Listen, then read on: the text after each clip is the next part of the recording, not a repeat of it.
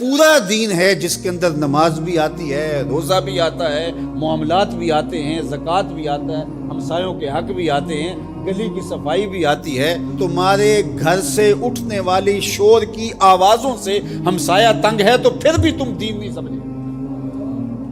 جنت کی جو تعریف کی گئی ہے، مولوی صاحب تو اکثر حوروں کا ذکر کرتے ہیں، لیکن جنت کی تعریف میں ایک جملہ قرآن نے یہ بیان کیا، لا یسمعون فیہا لغوا ولا تاثیما۔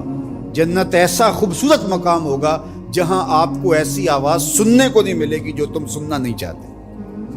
یہ ہے جنت، جو تمہاری طبیعت پہ شاک ہو، تمہارے کانوں پہ بوجھ ہو، تمہاری سماعتوں کے اوپر گراں گزرے، تو جنت میں تمہیں وہ بھی سننے کے لیے۔ تو میں اپنے مبلغین سے، خطباء سے کہتا ہوں کہ فل ساؤنڈ کیا ہوا ہو اور ایکو بھی اس کی فل کی ہوئی اور چھوٹا سا کمرہ ہو اور آپ آگے منہ رکھ کے زور زور سے بول رہے ہیں اور لوگوں کے دل ڈول رہے ہیں اور آپ سمجھتے ہیں یہ تبلیغ کر رہے ہیں۔ یہ تبلیغ نہیں، یہ بدتمیزی کر رہے ہیں۔ اللہ نے قرآن میں بولنے کا بھی سلیقہ سکھایا، کہا کہ تمہاری آواز بہت بلند نہیں ہونی چاہیے، بدترین آواز فرمایا گدھے کی آواز ہے، وہ چیختا ہے، چلاتا ہے۔ تو کبھی ضرورت کے تحت آپ بلند بولے تو وہ امر آخر ہے۔ آپ نے دور تک لوگ ہیں اور آواز دے دی، یا جنگوں کے اندر رجز پڑے جاتے تھے، وہ ایک الگ بات ہے، لیکن عمومی طور آپ جب لوگوں سے ہم کلام ہو رہے ہیں تو آپ کی آواز لوگوں کے کانوں پہ شاک نہ گزرے، اذیت۔ بعض اوقات خطیب حضرات جب چپ ہوتے ہیں تو ایسے جیسے سکون مل رہا ہوتا ہے، اور جب بول رہے ہوتے ہیں جس طرح قیامت توڑ رہے ہیں۔ تو یہ کیا ہے؟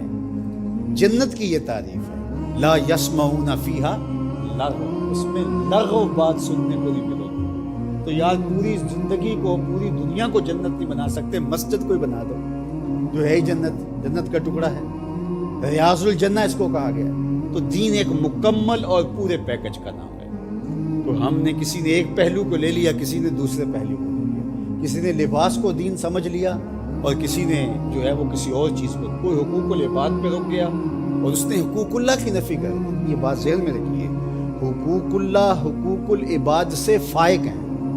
یہ عمومی طور پہ کہا جاتا ہے حقوق اللہ کی خیر ہے، حقوق العباد کا خیر ہے۔ تو یہ بات ذہن میں رکھیے کہ جو حقوق اللہ ہیں وہ فائق ہیں حقوق العباد سے۔ بندے کے حق اللہ کے حق کے برابر کیسے ہو سکتے ہیں؟ لیکن جو زور دیا گیا ہے وہ اس لیے دیا گیا ہے کہ اللہ تو کریم ہے، معاف کر دے، تو بندہ معاف نہیں کرے گا، اس لیے کہا کہ ذرا اس سے یہی معاف کروا لو، یہ معاف کرے گا تو کام بنے گا، اور وہ تو کریم ہے تو وہ معاف کر دے گا۔ تو اس کا یہ مطلب نہیں نکلتا کہ اس کے حق کوئی کمزور ہے، اس کے حق بندے سے فائق ہیں، اوپر ہے۔ تو اس لیے یہ بات ذہن میں رکھیے کہ دین ایک مکمل، کامل، اکمل اور پورا پیکج ہے جس کے اندر سارے پہلو پائے جاتے ہیں، اور ہم ایک پہلو کو بعض اوقات لے لیتے ہیں اور ایک پہلو کو نظر انداز کر دیتے ہیں۔ اسی طرح دین کا کام کرنے والے بھی، ایک تنظیم ایک پہلو کو اجاگر کر رہی ہے، دوسرے کو چھوڑ رہی ہے، دوسری ایک کو اجاگر کر رہی ہے، دوسرے کو چھوڑ رہی ہے۔ تو ایسا نہیں ہے۔ ہاں، کسی بندے کی مہارت کسی ایک شعبے میں ہو